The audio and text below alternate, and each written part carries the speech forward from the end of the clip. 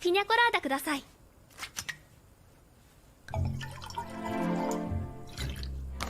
私はカクテルをたしなみます。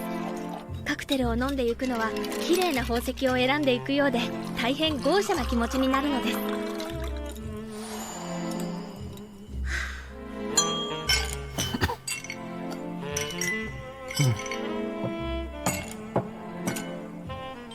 実は太平洋の海水がラムであれば良いのにと思うほど私はラムを愛しています。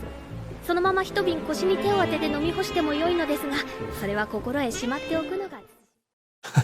So, this is one I haven't seen. I don't know this one.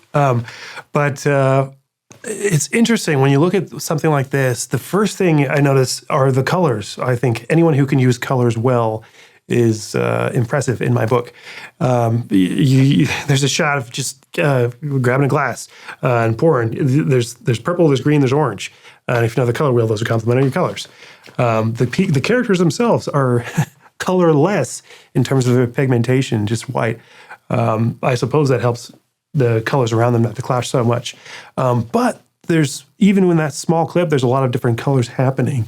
And the choices of those colors, the hues, the values, are deliberate. You'll notice that there's a red that happens in the earlier shots, and the red is not set up to clash with the others necessarily. But then when you go into the fantasy sequence, the imaginary sequence, the red is much brighter, much more vivid.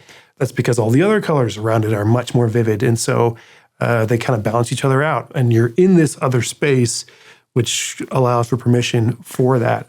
So colors is kind of one of the things that I look at something like this. I also really appreciated that as she's sort of imagining and drinking the drink in the fantasy, and her belly's getting bigger and bigger.